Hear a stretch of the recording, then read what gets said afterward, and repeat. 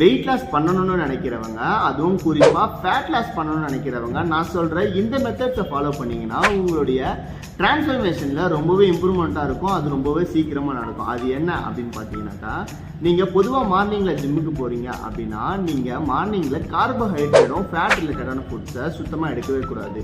அது ஏன் அப்படின்னு பார்த்தீங்கன்னா, நீங்கள் மார்னிங்கில் ஜிம்முக்கு போகிறப்போ உங்கள் பாடி ஒர்க் அவுட் பண்ணுறப்போ உங்கள் பாடிக்கு எனர்ஜி தேவைப்படும். அந்த எனர்ஜியை உங்கள் பாடி நீங்கள் சாப்பிட்ற ஃபுட்ஸில் இருந்து அது எடுத்துக்கும். ஸோ நீங்கள் அந்த டைமில் கார்போஹைட்ரேட் ஃபுட்ஸும் ஃபேட் ரிலேட்டடான ஃபுட்ஸும் நீங்கள் சாப்பிட்டீங்கன்னா அதில் இருக்க குளுக்கோஸ் எடுத்து உங்கள் பாடியில் இருக்க ஃபேட்டை அது குறைக்க விடாமல் தடுத்துரும். இதுவே நீங்கள் மார்னிங்கில் ஜிம்முக்கு வரப்போ ப்ரோட்டீன் ரிலேட்டடான ஃபுட்ஸ் எடுத்து சாப்பிட்றப்போ அந்த ப்ரோட்டீன் ரிலேட்டடான ஃபுட்ஸை ஜீரணம் பண்ணுறதுக்கு டைம் எடுக்கும். அதே மாதிரி உங்கள் பாடியில் வந்து எனர்ஜி தேவைப்படுறப்போ அந்த எனர்ஜி உங்கள் பாடியில் இருக்க ஃபேட்ஸ்லேருந்து அது எடுத்துக்கிறதால உங்கள் பாடியில் இருக்க ஃபேட் பர்சன்டேஜ் சீக்கிரமாக குறைய ஆரம்பிக்கும். ஸோ இந்த மெத்தட்ஸை ஃபாலோ பண்ணிங்கன்னா உங்கள் பாடியில் இருக்க ஃபேட் பர்சன்டேஜ் சீக்கிரமாகவே குறையும்.